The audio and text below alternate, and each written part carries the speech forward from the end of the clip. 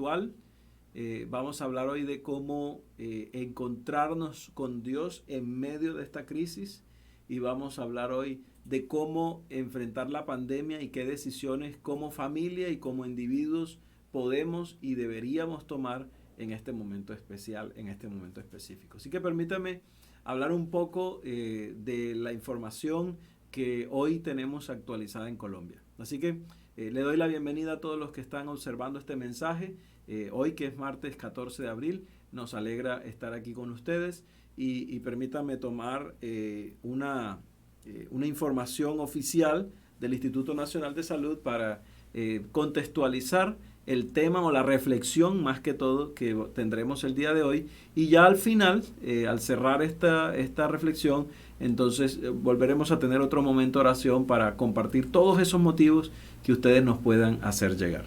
El día de hoy estamos hablando de una actualización a las 7:20 de la noche.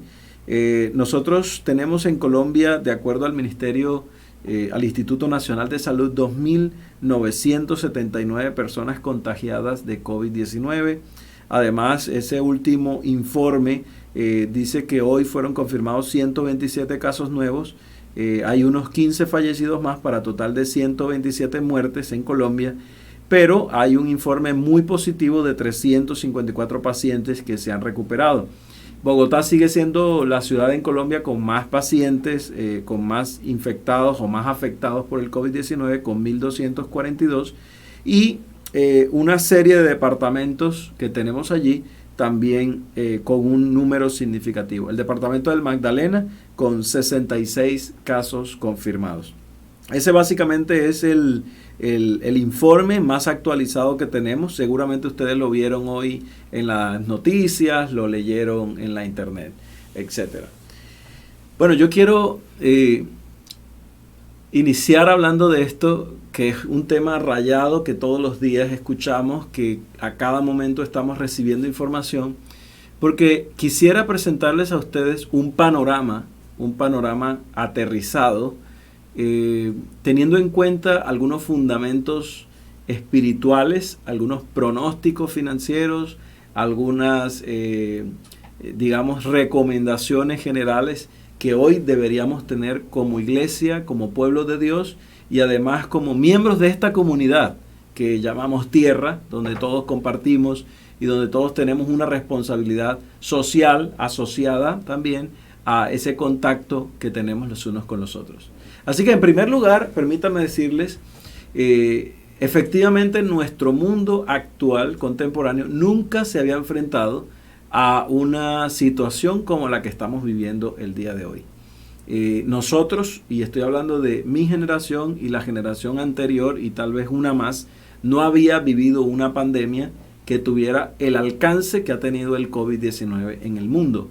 Desde el mes de diciembre, pero específicamente en el mes de enero, fueron las afectaciones más grandes y cuando ya desde Wuhan comenzó a salir este virus, pues ustedes saben cómo se ha expandido en todo el mundo. Y seguramente ahí donde tú estás, en cualquier país de donde nos estés escuchando, también entiendes y comprendes de lo que estamos hablando porque también has sido afectado de alguna u otra manera por esta situación.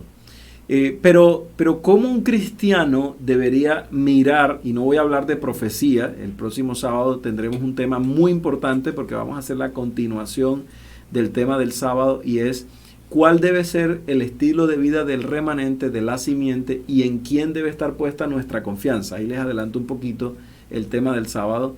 Pero hoy yo quiero hablar es qué tipo de actitudes como familia, como individuos, podríamos tomar para no caer en la ansiedad, en la desesperación, hablando desde el contexto espiritual, pero también hablando desde el contexto de decisiones reales y concretas en nuestro diario vivir, en nuestra rutina común del diario vivir.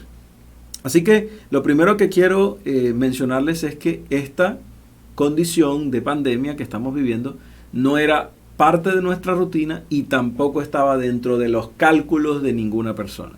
Así que todo evento fortuito, todo evento imprevisto que llega a nuestras vidas genera un choque.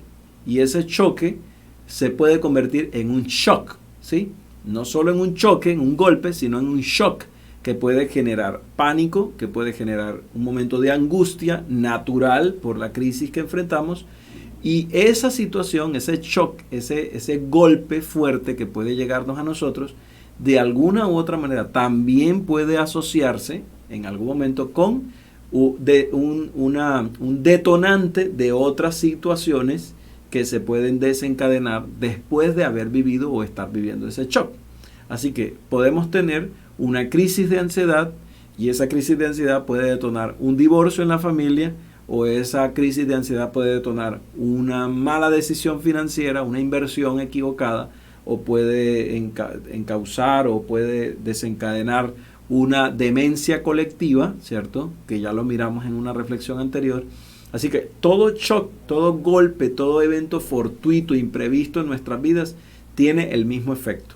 Por ejemplo, un matrimonio es un evento muy especial, pero cuando tú te casas entras en un shock, es un golpe. Solamente piensa en lo que significa compartir con otra persona lo que no habías compartido con nadie, o adaptarte a los gustos de otra persona.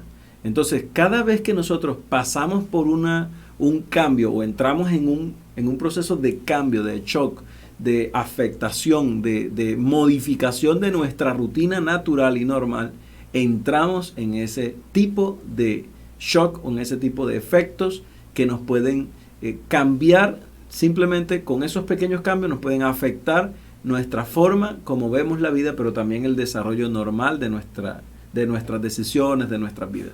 Y eso nos puede llevar, por ejemplo, a entrar en una discusión por elementos que son completamente normales, como dónde dejo las medias cuando llego a mi cuarto, como dónde puedo dejar mi camisa, o dónde o cómo me gusta comer, en el tema del sabor, ¿cierto? Como la sensación de sabor de un tipo de comida que estaba acostumbrado a mi casa, o a la soltería comprando hamburguesas y comida chatarra.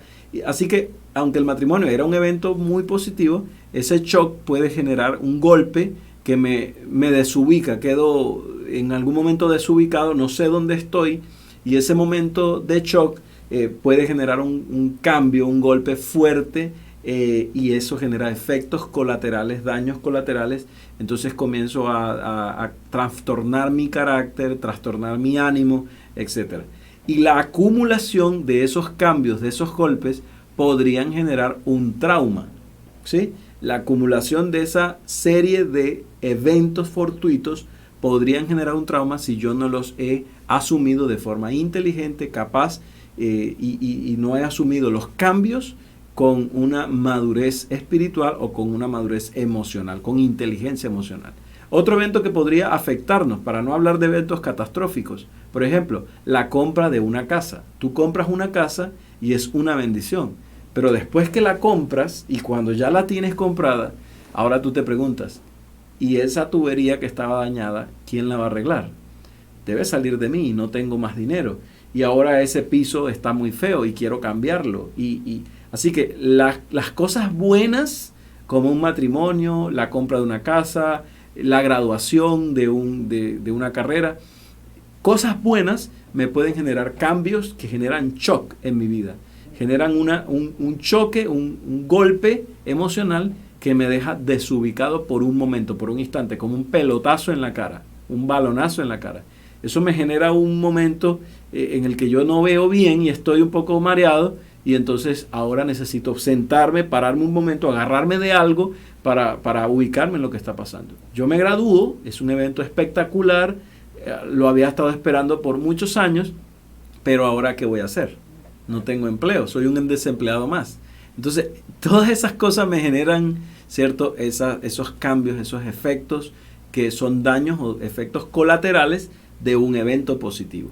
Pero los eventos negativos, negativos para cierto, de acuerdo a cierta percepción, los eventos catastróficos, los eventos cataclísmicos que afectan a no solo a mi país, sino a todo el mundo, eventos, desastres naturales, etcétera, tienen una afectación colectiva, no solo personal. O sea, yo me caso y eso me afecta a mí, afecta a mi mamá, que no estaba de acuerdo que me casara, o afecta a mi suegra que no quería que su hija se casara conmigo, o afecta a mis hijos porque ahora voy a tener hijos, o afecta. Pero una erupción de un volcán no solo genera un shock, sino una afectación al sistema colectivo, sea de una ciudad, sea de un país, o sea de otro tipo de ambiente. Así que cuando nosotros vivimos la guerra en Colombia, la época de la violencia política, la violencia cultural, económica, la violencia, digamos que el conflicto interno armado o armado interno que tuvo Colombia, nosotros vivimos una afectación colectiva, familiares que murieron, una bomba que pusieron. Estoy hablando especialmente de los años 80, bueno, desde los 50, pero especialmente de los años 80 a los años 90, al año 95, 94, 95, donde la guerra del narcotráfico en Colombia, no solo el conflicto armado interno, sino el narcotráfico en Colombia, los capos del narcotráfico hicieron, con nombres propios, hicieron grandes daños colectivos. Y esos efectos colaterales de ese shock colectivo se extiende hasta el día de hoy. Familias que perdieron sus hijos, familias que de pronto resultaron afectados porque la empresa donde trabajaban lo perdieron todo, una bomba, un atentado, etc. En ese momento yo no estaba ahí. A mí me afectaron algunas cosas y mi familia resultó afectada de alguna manera. Hay tíos y primos y personas que murieron en el proceso de la guerra en Colombia y de alguna manera todos resultamos siendo indirectamente víctimas del conflicto. Pero yo no estuve ahí y el que estuvo allí en diferentes eventos fue afectado de acuerdo a la cercanía con ese evento. ¿Qué hizo la diferencia entre los eventos de los 80 con los eventos de hoy? Que los medios de comunicación no estaban masificados como hoy. Aunque ya teníamos televisión, aunque ya teníamos radio, que en ese momento era la reina de las comunicaciones, nosotros no teníamos la posibilidad de redes sociales al alcance de un clic en la mano, ¿cierto? Ni mucho menos teníamos una masificación de acceso a Internet como hoy, que permitían que esa información se hiciera viral, que es una palabra muy de moda en estos días. Así que ese shock o ese efecto colectivo que se dio en ese tiempo afectó de forma diferente al país a como ahora nos puede afectar a nosotros lo que estemos viviendo en este momento. En otras palabras, las personas de ese tiempo lloraron, lamentaron la pérdida de sus seres queridos. Los que vivían en la esquina de un país o en la esquina del mundo mirando lo que pasaba en otros lugares, oraban por esas personas y no más, porque no percibían en el ambiente ese miedo colectivo. La charla en la calle no era la bomba, aunque la bomba pasó, y inclusive todavía el 2001, y cuando el tema de Torres Gemelas y el tema de la invasión a Irak, y cuando el tema de la muerte de Saddam Hussein, o sea, eventos que tienen lugar en otros lugares del mundo, nos impactaron como mundo, como nación, como ciudad. Eventos que sucedieron en diferentes lugares nos impactaron de una forma distinta a como nos impactan hoy. Y la razón es que no había un miedo colectivo. En ese momento sí teníamos información, pero no era parte de la comunicación diaria ese tipo de situaciones. Y la forma de comunicar de los periódicos, de la radio, de la televisión, de las noticias, del periodismo, como siempre ha sido muy profesional, pero no tenía un alcance colectivo a través de estos medios. Entonces, el shock personal, familiar, colectivo, social, ¿cierto? O inclusive nacional, depende también de la forma como se administra la información. De alguna u otra manera depende de la forma como se administra la información. Así que yo puedo llegar donde una persona y decirle, imagínate, se murió tu mamá. ¿Sí? ¿Y cómo? Pues se murió. Sí, se murió. ¿Y qué pasó? La aplastó un carro. Y tú hubieras visto eso, ¿cómo quedó? O sea, esto es una locura. Si alguien llega y te da una noticia de ese tipo y te dice de esa manera las cosas y te dice y te describe gráficamente, eso se llama amarillismo, es una búsqueda, es un deseo de presentar más allá de lo que debo presentar, ese morbo de conocer más digamos que de aquello que no deberíamos conocer. No quiero meterme con estas palabras, tenemos familias allí en casa. Así que, de alguna manera, la forma como yo transmito la información es distinta a llegar a una persona, a darle un abrazo, orar con él, decirle que estamos orando por él, luego decirle, debo comentarte una mala noticia, yo creo que debes llamar a la clínica, vamos a la clínica, acompáñame, sucedió algo con tu mamá, ¿qué pasó? Claro, el impacto va a ser el mismo, pero la forma como se transmite la información va a generar que ese shock sea distinto. ¿Okay? Entonces, de alguna manera, lo que estamos viviendo, nosotros no lo hemos interpretado. Bueno, voy a incluirme y de pronto, si no es tu caso, no te sientas mal, no quiero juzgar a nadie. Pero hemos manejado como sociedad esta situación del COVID-19 con una visión muy distinta de la realidad. Con una visión muy distinta de la realidad. Número uno, esto no es un juego. Es una realidad, es una pandemia que está afectando al mundo y cientos de miles y ojalá no millones de personas en el mundo van a morir. ¿Sí? Es una realidad. Pero hemos tenido enfermedades endémicas mucho más destructivas que esta pandemia. Y me refiero a enfermedades que a través del tiempo han hecho más daño en la humanidad, como el dengue, como la malaria, y cada día, ni siquiera cada año, cada día mueren miles de personas por este tipo de enfermedades presentes en la humanidad. Pero insisto, la forma como fueron presentadas en su momento, las formas como las soluciones fueron presentadas en su momento, fueron muy distintas por la forma de comunicación que estamos viviendo en el mundo de hoy. Y eso nos debe llevar a pensar, nos debe conducir a nosotros a un punto de equilibrio en la forma como nosotros vemos la realidad. Imagínate que el 10% de la población de un país de 40 millones de habitantes, estamos hablando de, 4.000 habitantes, ¿sí? 4 millones de habitantes, ¿sí? 4 millones de habitantes resultara afectado de una pandemia, ¿sí? ¿Tendríamos una crisis en el país? Claro que sí, porque la percepción de la misma afectaría completamente a ese país. Pero en un lugar donde solo el 1%, si hay 4.000 habitantes, va a ser afectado por la pandemia, ¿afectaría al país? Claro que sí. Pero en otras palabras, en un lugar donde tengo 10 personas y solo una está afectada, yo apenas tengo el 10% allí. Pero si yo tomo de 10 personas y quiero sacar el 1%, no sé cómo sacar el 1% porque no puedo dividir personas. Así que tendría que hacer un cálculo mayor y decir que de 100, una persona estaría afectada.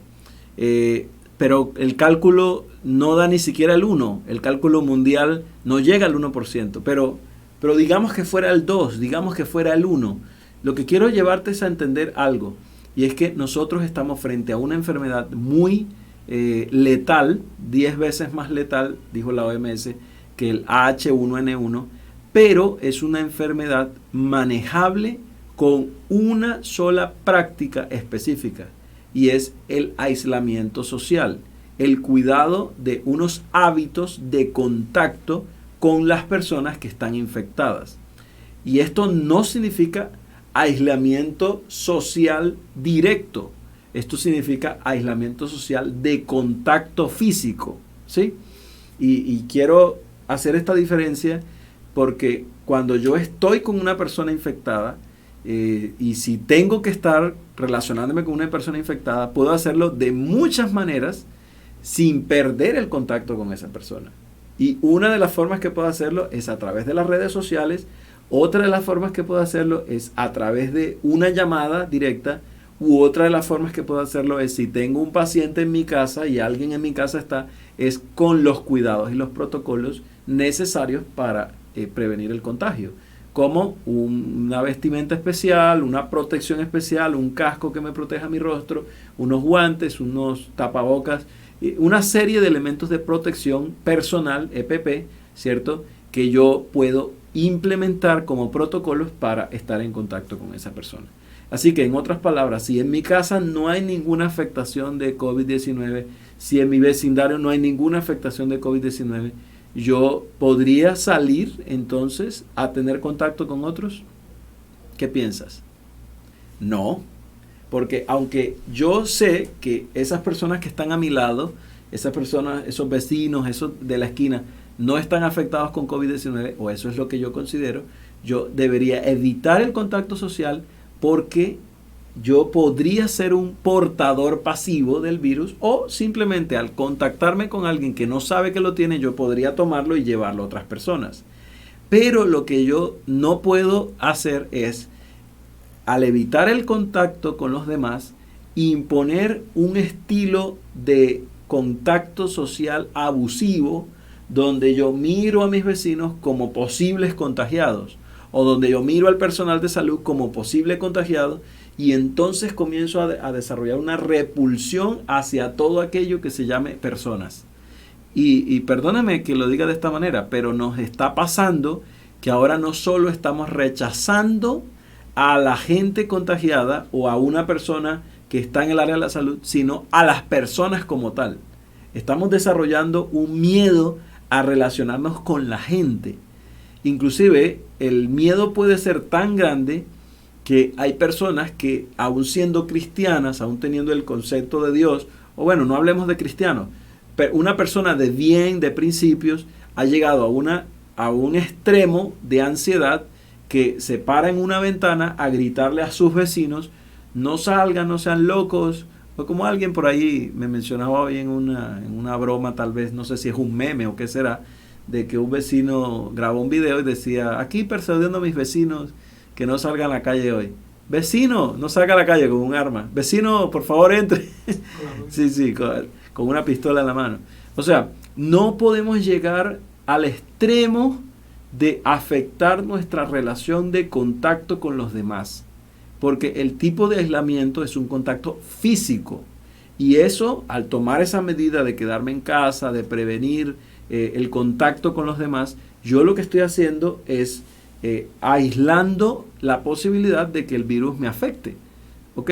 Así que hay personas que por su trabajo, por sus actividades, tendrán que estar en la calle, tendrán que realizar contacto con otros, y algunos estarán más expuestos que nosotros, y ellos son personas que por su actividad tendrán que tomar protocolos especiales, mensajeros, médicos, personal de la fuerza pública, etcétera, etcétera, etcétera. Ellos tendrán que asumir protocolos.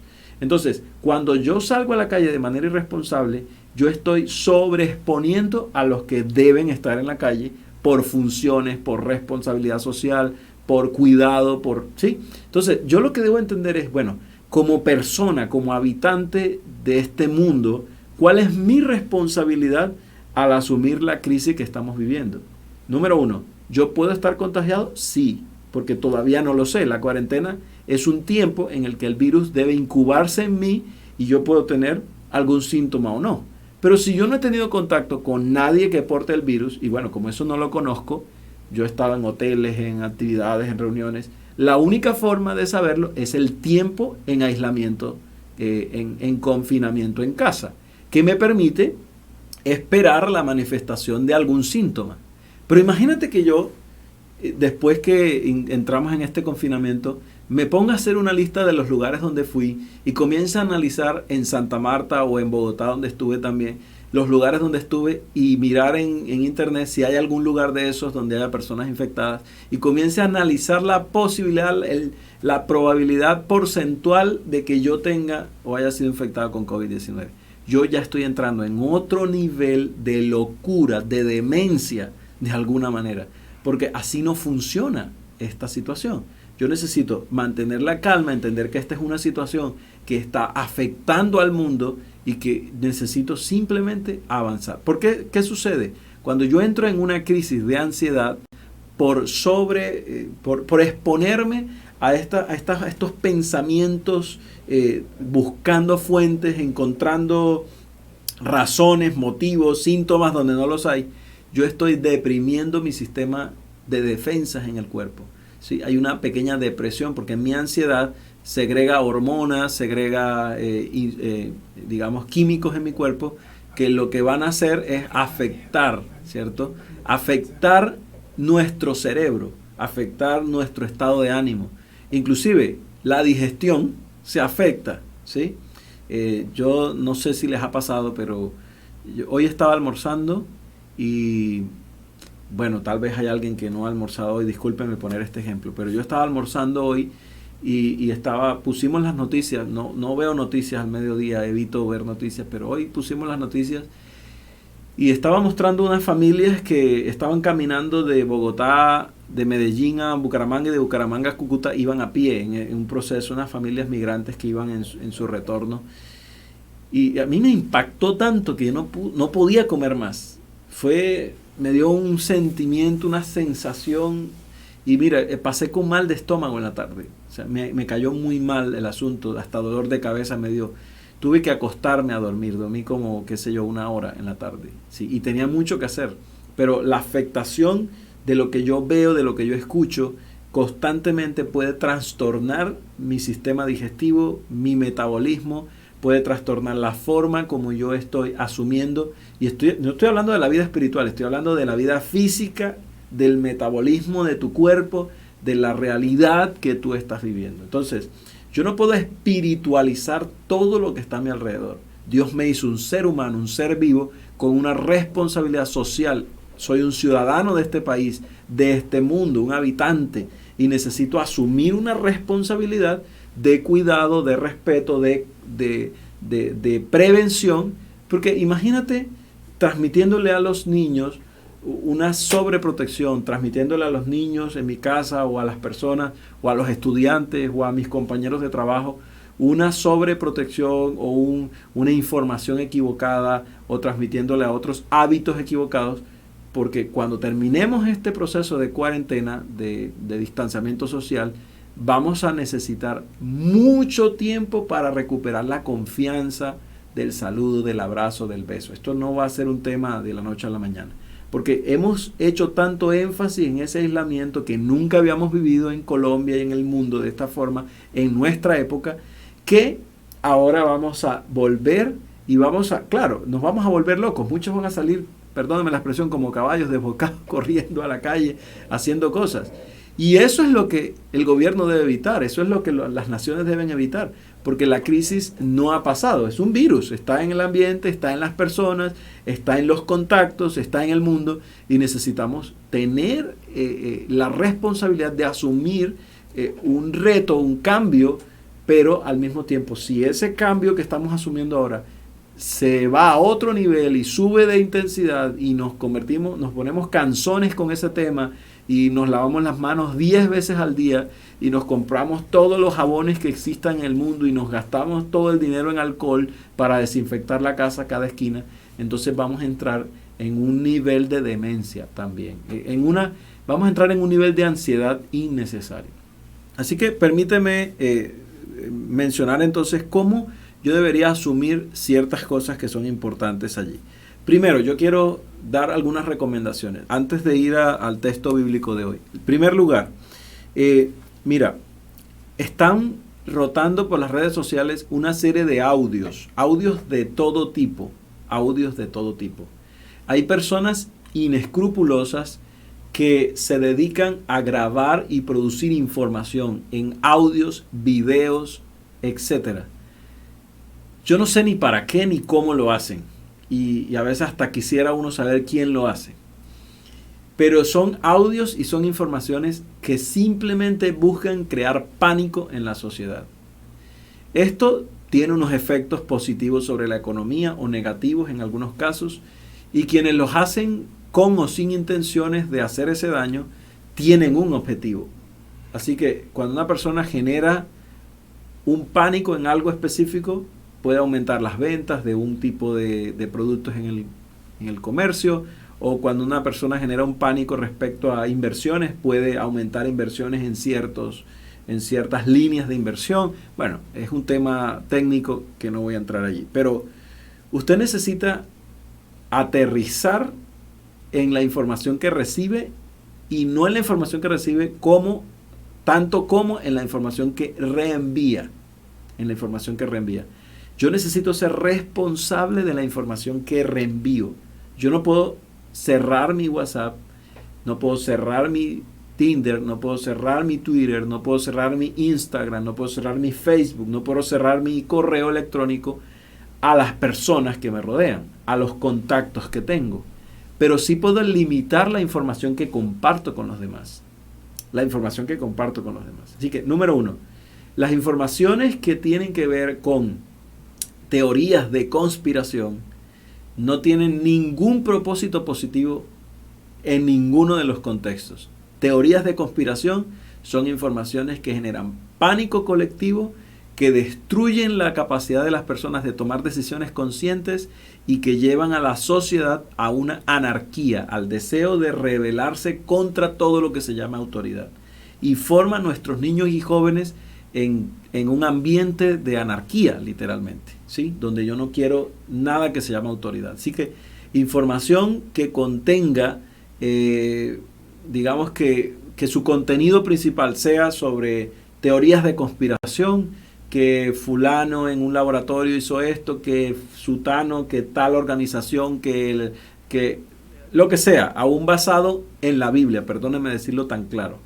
Información que tenga teorías de conspiración no es una información confiable para nuestra salud mental en este tiempo. Tú no puedes, insisto, no puedes filtrar lo que te llega, pero sí puedes filtrar lo que entra a tu mente, lo que escuchas. Y debes tener mucho cuidado con eso.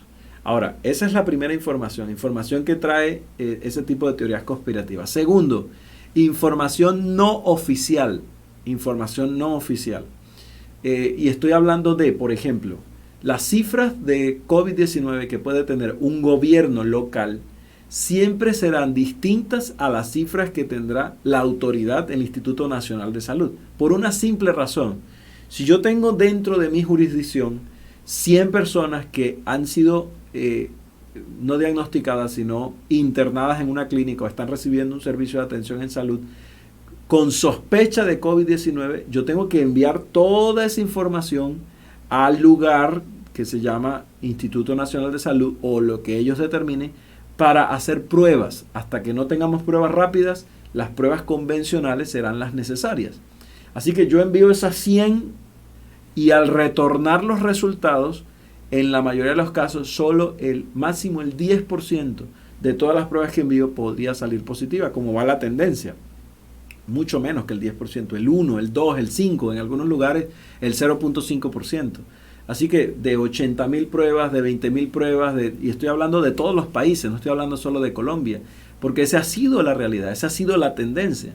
Entonces, si esa persona, ese funcionario, digamos que llamó a su mamá o a su abuelita o a su hermana y le dijo, imagínate que hoy aquí en la oficina y si enviamos al Instituto Nacional de Salud 200 casos probables, reportamos esto, hicimos esto.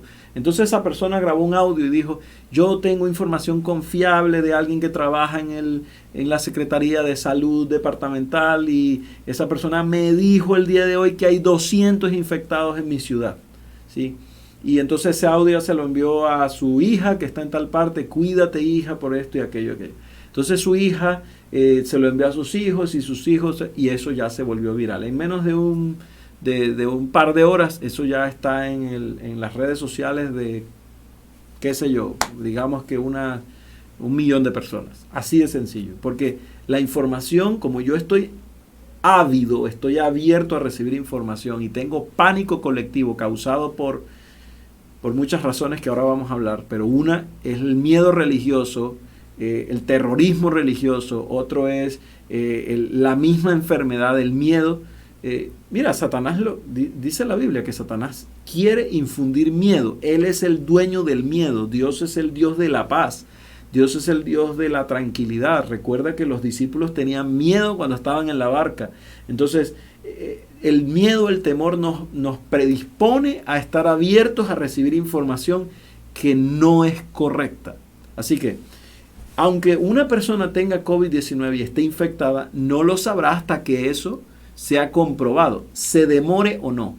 Ahora, oremos por el Instituto Nacional de Salud y por el gobierno y por todos los gobiernos para que mejoren la capacidad de respuesta y de análisis de la información. ¿Me hago entender? O sea, ese es nuestro deber. Pero yo no puedo asumir que la información es oficial cuando uno no viene de medios oficiales y dos, cuando esa información está procurando crear pánico. Hace unos días escuchamos unos audios de paros camioneros, de eventos que iban a suceder en Colombia, en el mundo, en otros lugares han compartido audios de cientos de miles de muertos, de la capacidad, de la dificultad que tiene el país. Le han atribuido a científicos en Colombia y en el mundo declaraciones que ellos no han dicho, le han atribuido a directores, ministros, bueno, es un hábito, ese fake news es un hábito social que se ha convertido en parte en una triste realidad en nuestra sociedad el día de hoy. Políticos que no dijeron nada y se publican tweets que ellos supuestamente dijeron, la gente los replica. Personalidades públicas, que a mí me ha pasado también, que de manera incauta tomamos información publicada en portales que no son confiables o que son creados como algunos portales que publican noticias falsas porque esa es su función y lo hacen a manera de broma, a manera de chiste para presentar cierta realidad social y uno comparte cosas y no se da cuenta de lo que está compartiendo. Así que tú necesitas tener un alto en la información que compartes. La información del Instituto Nacional de Salud es válida para todo lo que yo deba saber y deba conocer.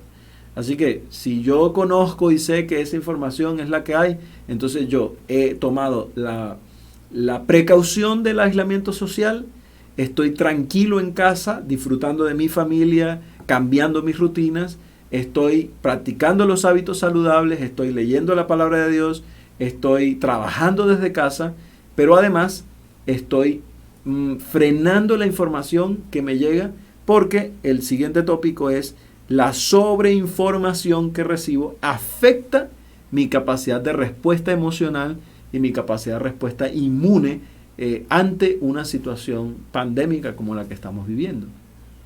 Ahora, el siguiente punto que quiero mencionar es, hay información religiosa disponible en la red, disponible en las plataformas sociales que no está basada en la palabra de Dios.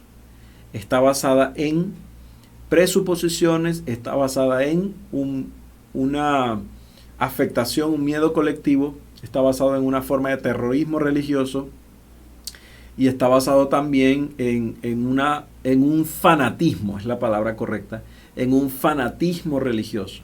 ¿Y esto qué efecto va a tener sobre la sociedad? Va a tener dos efectos. El primero, la gente va a ir a Dios. Claro, porque yo escucho esto y esto me va a llevar a Dios. Pero si la razón por la que yo voy a Dios es por el miedo, si la razón por la que yo voy a Dios es por la sobreinformación, si la razón por la que yo voy a Dios es por un desenfoque de mi mirada en Cristo, ¿sí? Yo voy a caer en el gran engaño que Satanás tiene preparado para la humanidad. Satanás, y perdóname usar esta expresión, el enemigo, vamos a decirlo mejor, el enemigo de las almas, él ha preparado un gran engaño y la Biblia habla de ese gran engaño. Y ese gran engaño es la falsificación de la segunda venida de Jesús antes de la segunda venida de Jesús. Y yo creo que eso sucederá. Tengo todas las evidencias teológicas, proféticas y bíblicas para entender que eso sucederá. Así que vamos a tener falsas plagas, vamos a tener falsos profetas, vamos a tener falsificación de un mensaje, vamos a tener un falso tiempo de paz, ¿sí? Y seguridad, entre comillas, y vamos a tener manifestaciones de inclusive posibles apariciones de santos que han muerto, posibles apariciones, una cantidad de cosas. O sea, la Biblia lo dice. Así que yo no puedo adelantarme a estas circunstancias porque cuando yo llevo a la gente a una presión psicológica y los meto en un embudo, ¿cierto? Para sacar allá una cosa a la fuerza, ¿sí? Yo lo que estoy llevando es a la gente a tener un rechazo de la palabra de Dios porque si esta pandemia se termina y el mundo se repone y viene un aparente periodo de paz temporal, ay, vamos a tener un problema. Listo, una cantidad de gente que por miedo vino a Cristo Jesús. Pero esas personas, al ver que no sucedió nada, entre comillas, van a pensar y van a decir, pero otra vez los cristianos se equivocaron. Otra vez los cristianos están, sí, y van a asumir como burla, como señalamiento, aquellos que se han atrevido a dar fechas de la venida de Jesús, aquellos que se han atrevido a presentar profecías específicas y a tomar profecías de la Biblia y decirle a la gente de todo, ¿sí? Para no ser específico. Entonces, yo necesito tener mucho equilibrio en este momento para asumir una posición centrada respecto al futuro, respecto a la información religiosa que me llega y a cómo comparto esa información. Yo le decía a alguien hoy en una charla que tuvimos en la tarde que estaba agotado mentalmente de toda la información que estoy recibiendo, ¿sí? Así que tú debes tomar algunas decisiones. Tú puedes decir, bueno, yo voy a asumir, voy a ver este programa, voy a conectarme con este pastor, voy a asumir esta lectura, un plan de lectura de la Biblia, voy a asumir esta actitud colaborativa, socialmente hablando, entrega de mercados, voy a sacar dinero del que tengo porque eso finalmente es pasajero y lo voy a entregar a esto, voy a hacer aquello. Y voy a asumir una vida normal, pero voy a aumentar mi relación con Dios, porque hay algo que sí es cierto, y es que aunque yo no puedo entrar en una demencia colectiva, religiosamente hablando, en una pasión, en un apasionamiento enfermizo de la religión, yo lo que sí debo saber es que si hoy yo fuera afectado con el COVID-19, lo único que me importa a mí es ser salvo. Así que eso sí es cierto. Esta situación debe llevarme a Dios porque tengo el riesgo de morir más rápido que antes por un accidente o por otra cosa. Porque ahora estoy expuesto a algo que está acabando con la humanidad o que está amenazando a la humanidad. No acabando con la humanidad, amenazando a la humanidad. Así que es necesario que yo tenga esa visión de lo religioso y haga un freno, ponga un freno, haga un alto, respire profundo y me pregunte si lo que yo estoy estudiando, si lo que yo estoy compartiendo está llevando a la gente a Cristo, me está llevando a mí a Cristo, estoy conociendo el carácter de Dios, o si lo que yo estoy estudiando, lo que yo estoy viendo, lo que estoy leyendo y lo que estoy compartiendo, simplemente me está llevando a una presión para tomar alguna decisión sin estar consciente realmente de lo que Dios quiere hacer en mi vida. Así que yo tengo que hacer un alto y preguntarme, ¿qué información estoy recibiendo? Porque ten mucho cuidado. La Biblia advirtió que cuando estuviera cerca la venida del Señor, vendría un falso reavivamiento religioso. Así que el Espíritu Santo no es un movimiento mundial donde un montón de gente comienza a predicar. Eso va a suceder, pero el derramamiento del Espíritu Santo tiene otro tipo de manifestaciones. Así que esos falsos milagros, esos falsos cristos que se levantan, esos falsos profetas que están emitiendo fechas y hablando de cosas que la Biblia no dice y que Dios efectivamente condena en su palabra, deberíamos sacarlos de nuestra lista de visualización. Aunque podemos examinarlo todo y retener lo bueno, podrían afectar nuestra visión espiritual, nuestro ánimo, y más bien yo te animo a que con lo poco que escuchas, de manera organizada, estructurada, tomes tiempo para el estudio personal. Eso sí, estudios bíblicos persona a persona, una llamada con alguien que tú sabes que está en conexión con Dios y comienzas a estudiar y contagias a los demás de ese deseo de estudiar la palabra de Dios, pero no entrar en esa locura colectiva de recibir información y compartir información que realmente me puede hacer daño. Ahora, algo más que quiero compartir en este momento. Yo necesito aterrizar en la realidad que nos afecta. Primero, estamos en un confinamiento, ¿sí o no? Estamos en un confinamiento, estamos en una cuarentena. Y en algunos lugares esa cuarentena va a ser más extendida. Podría ser más extendida en Colombia, ¿por qué no? Es la realidad que estamos enfrentando. Así que, si yo salgo a la calle, ¿qué voy a encontrar? Las calles vacías. ¿Los negocios cómo están? Cerrados. ¿Correcto? Si yo me asomo a la calle, en la esquina, e intento saludar a un vecino, ¿me va a saludar normal? No, ¿cierto? Porque yo voy a tener una distancia social. ¿Cómo estarán las clínicas en este tiempo? ¿Vacías o llenas? Algunas vacías porque no hay tantas urgencias, ¿cierto? La gente está en casa. y otras llenas porque sus UCIs están resguardadas porque hay pacientes con COVID-19. Son realidades que yo voy a encontrar. Así que si yo salgo a la calle y veo la calle vacía, ¿por qué me voy a asustar? ¿Por qué voy a decir, ay, salí a la calle hoy, eso parecía una película de terror? No, o sea, yo estoy aterrizado en la realidad que está sucediendo a mi alrededor. O sea, yo primero me siento y digo, a ver, ¿qué es lo que está pasando? ¿Qué es lo que está sucediendo? ¿Cómo puedo aterrizarme? ¿Puedo preparar mi mente para entender que las calles están vacías no porque haya una película de terror, que los militares están en la calle no porque haya gente robando y el mundo se acabó? Sí, yo entiendo que lo que estoy viviendo es una realidad que hace parte de mi vida ahora, en este momento. Y asumo otra forma de vida, porque yo no puedo llevar a mis niños, a mis hijos, a mi familia, al miedo colectivo. Y llegar a la casa y decir, uy, no, salí hoy, eso parece que los fantasmas salen en la calle, eso es terrible, no, yo vengo estresado. No, es una realidad que estamos viviendo. Y yo necesito aterrizar en esa realidad. Entonces, ¿qué necesito hacer? Reajustar mi plan de vida. O sea, si veo que todo está solo, entonces yo ahora tengo que decir, uy, no, nunca me había pasado, pero tengo un día para comprar. Así que ese día para comprar lo voy a usar para comprar. Esto es un simulacro del tiempo del fin. En el tiempo del fin, antes de la venida de Jesús, y ojalá venga pronto, pero antes de la venida de Jesús, viviremos cosas peores porque ya no por una pandemia, sino por motivos religiosos, habrá imposiciones y estas imposiciones serán mucho mayores que este tipo de confinamientos, que este tipo de pandemias. Serán imposiciones religiosas y el odio religioso, estudiado en la historia, lo estudiamos el sábado pasado en el tema que puedes encontrar aquí en el canal de YouTube, vas a encontrar que en el pasado fue acérrimo, una persecución del enemigo contra el pueblo de Dios. Pero hoy no estamos viviendo esa situación.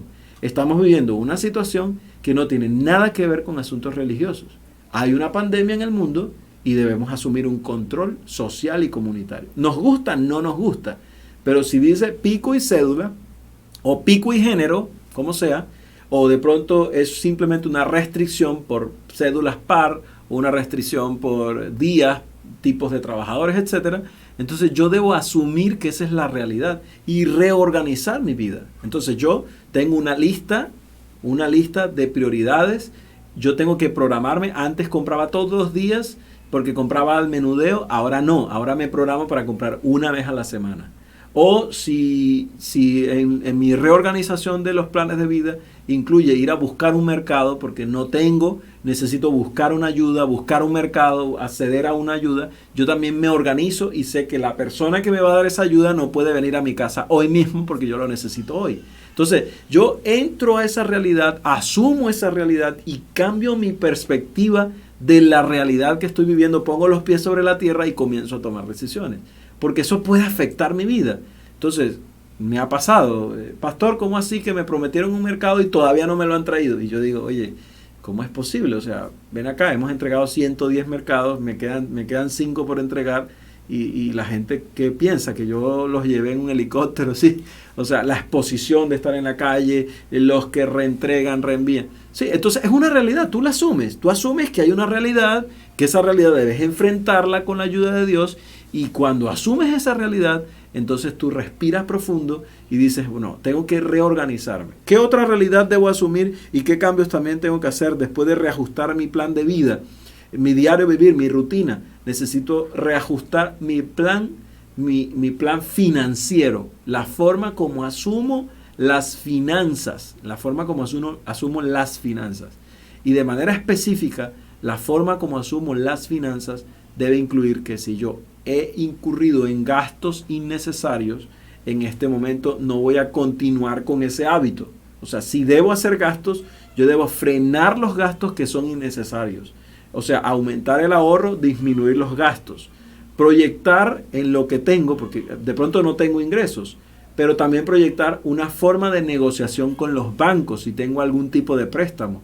acceder a las ayudas. Esa información la necesitas. Ingresa a las páginas oficiales, pregunta información del gobierno, las ayudas, los alivios financieros, fiscales, etcétera. Eso sí lo necesito, porque necesito reorganizarme, mirar hacia el futuro y decir, ok, esta pandemia está afectando el mundo, se va a levantar en un mes las restricciones, de pronto no, se levantan las restricciones el 27, pero luego se amplían y si luego... Entonces tú te proyectas, tú dices, no, yo voy a investigar qué está sucediendo, voy a investigar, voy a tener información sobre los alivios financieros que hay, encuentro que como microempresa, porque soy de pronto una productora de ropa y tengo mis máquinas y tengo gente que me apoya allí, o de pronto lo que vendo son arepas de huevo, ¿sí? Entonces yo asumo que necesito hacer un cambio, un reajuste, e enseguida comienzo a tocar las puertas que el gobierno me está entregando, que la iglesia me está entregando, que alguien oficial me está entregando, y de una vez, eso sí, de una forma muy hábil, yo voy a acceder, a buscar la forma de acceder a esas ayudas, a esos alivios, de manera programada, no de manera de pronto asustado o de pronto con una salida de casa colectiva, ¿cierto? Salir corriendo, como sucedió el día previo a iniciar esta cuarentena para comprar las cosas. Entonces, esa preparación es programada, es sentarme, mirar las cosas que tengo que mirar. Luego, entonces, de haber hecho esa proyección financiera, hacer ese cambio, necesito entender que mi misión en este momento es compartir esperanza y la palabra de Dios a aquellos que no tienen esperanza y que no tienen la palabra de Dios. Y esa esperanza, ¿cómo se llama la palabra? Esperanza. Esperanza no es miedo. Entonces yo mantengo el aislamiento social, ¿cierto? Controlo la información que me llega y que reenvío. Detengo esa información religiosa abundante que me está atacando y comienzo a ajustar mi vida espiritual a tener una relación íntima, personal con Dios, encuentros familiares, encuentros personales con Dios, con mis hijos, con mi esposa, con mi esposo, en el caso de las damas, ¿cierto? Y aterrizo en la realidad que tengo, entendiendo qué hay afuera, cuál es la realidad. Así que yo, por ejemplo, si tengo una casa arrendada, no voy a esperar que mi arrendatario me vaya a pagar. Yo sé que no puedo contar con ese dinero, aunque la persona debería pagarme. Y no me va a robar, pero él también está pasando por la situación que yo estoy pasando.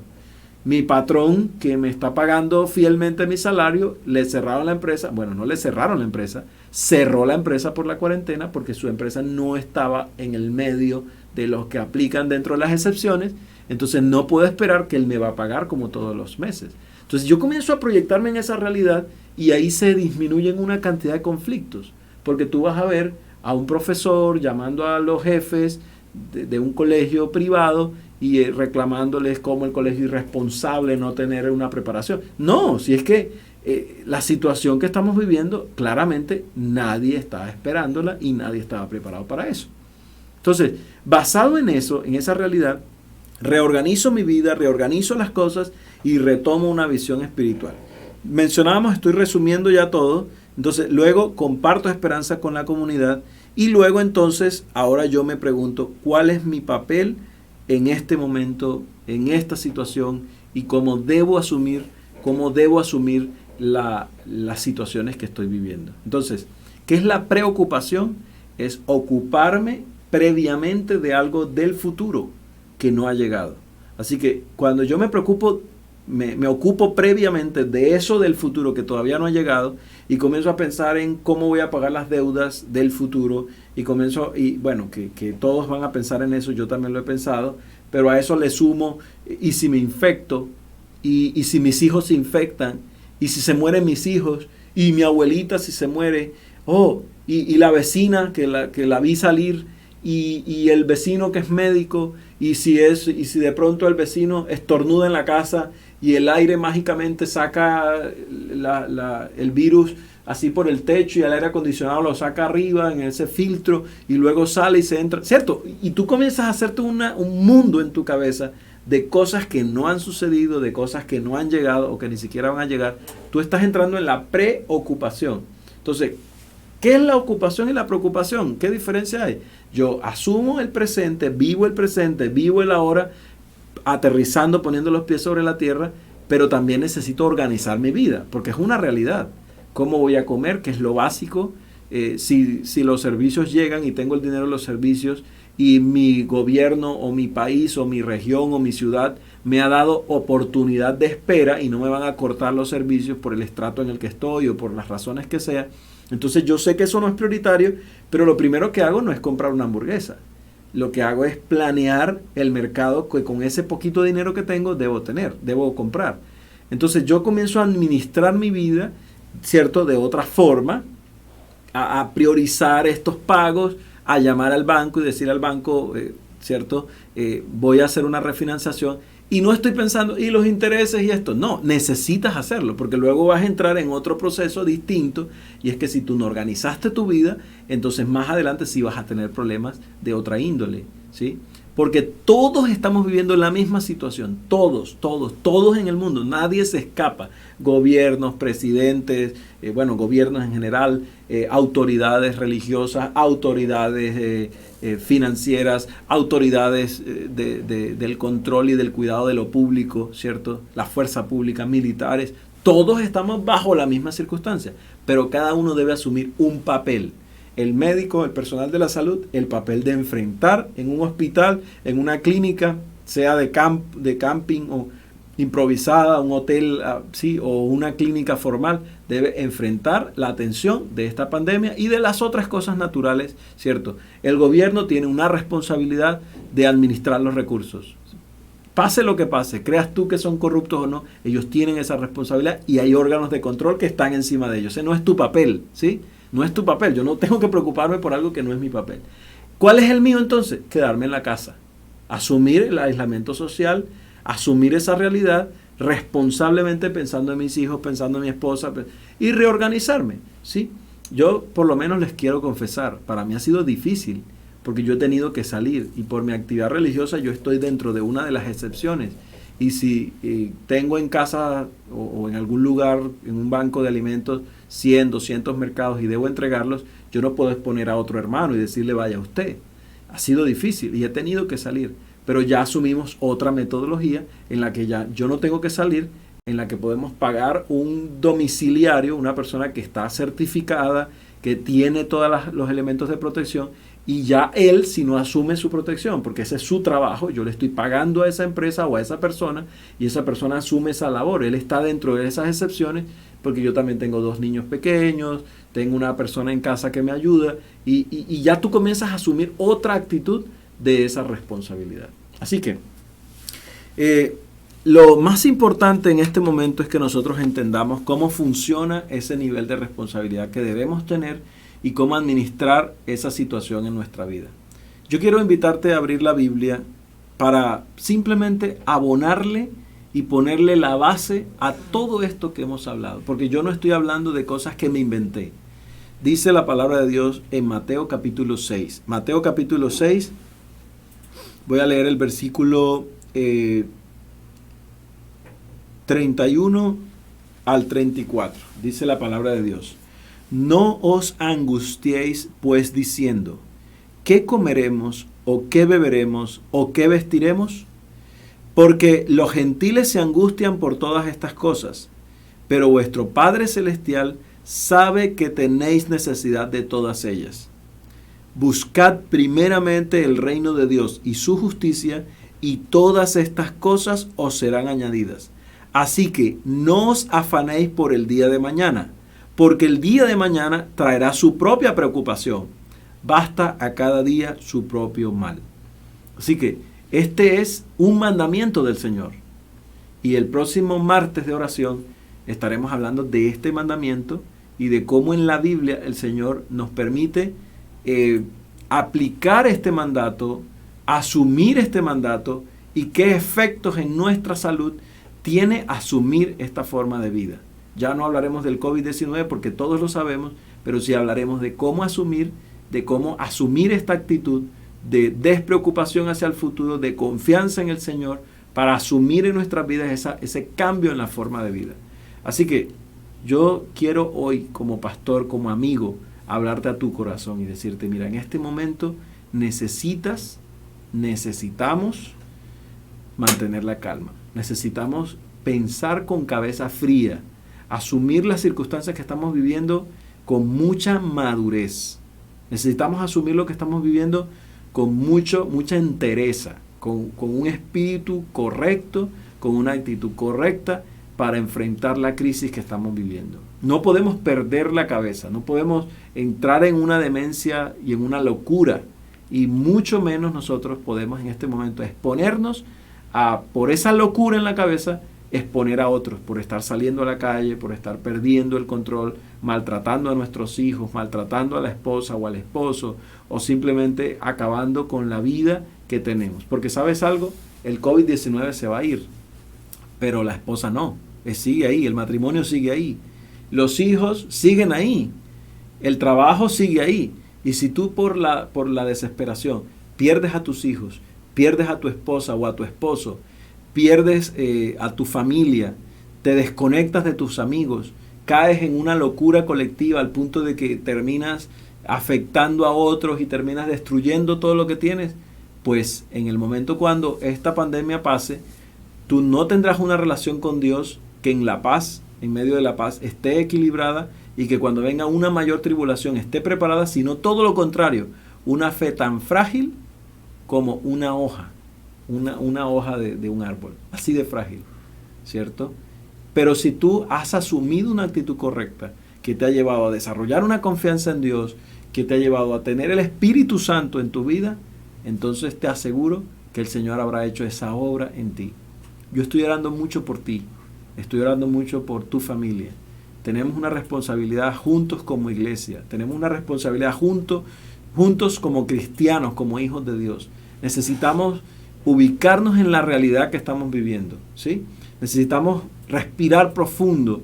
No se trata de la nueva era, de un ejercicio de meditación, pero necesitamos respirar profundo, necesitamos ubicarnos en la realidad que estamos viviendo, necesitamos asumir responsabilidades, tener cambios en nuestra vida, y necesitamos pedirle al Señor que nos ayude juntos a superar esta crisis, para que en el momento que sea necesario y el Espíritu Santo se derrame sobre sus hijos, tú hagas parte de ese grupo de personas que ha estado esperando la venida de Jesús y preparándose para disfrutar de un mundo mejor, de un mundo donde no habrá dolor, donde no habrá enfermedad, donde no habrá maldad, donde no habrá muerte, donde no habrá separación. Un mundo que el Señor tiene preparado para ti y para mí. Te invito hoy a asumir una actitud correcta en medio de esta crisis. Fuera la ansiedad, fuera la preocupación, y comencemos a darle lugar en nuestro corazón a Dios. Y claro, en medio de esta crisis que todos estamos viviendo, aunque nos quedemos sin salario, ¿sí? Aunque nos quedemos sin sostenimiento, aunque nos quedemos sin nada, asumamos la actitud que al buscar primeramente al Señor y al no angustiarme por el día de mañana, Dios proveerá. Y esa experiencia yo la he vivido y la estoy viviendo, porque estoy pasando por crisis dura, ¿sí? Pero estoy viviendo y he visto cómo Dios ha provisto, no solo para mí, ha provisto también para otros y nos ha permitido ayudar a otros. Y en este momento estamos ayudando a otros por ustedes, porque ustedes se han involucrado. Y gente que no tenía ni idea se ha involucrado, ha aportado, ha enviado, ha llamado, ha atendido. Así que Dios tiene maravillosas cosas para nosotros. Y Él proveerá, y proveerá de la manera como tú menos lo imaginas. Pero necesitamos tener una actitud correcta. Te invito para que oremos, busquemos la presencia de Dios en este momento y pidamos esa paz, esa tranquilidad que solo viene de Él. Acompáñame en oración.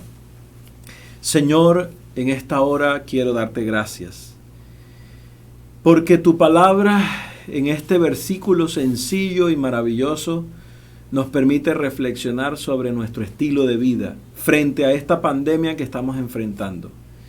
Aquí, a esta hora hoy, queremos decirte, Señor, perdónanos si no hemos obedecido tu mandamiento de no afanarnos por el día de mañana. Señor, además te pedimos que hoy vengas con tu paz porque la necesitamos. Ya nos duele la espalda de estrés. Ya tenemos manifestaciones de locura. Y estamos hablando hasta con las paredes.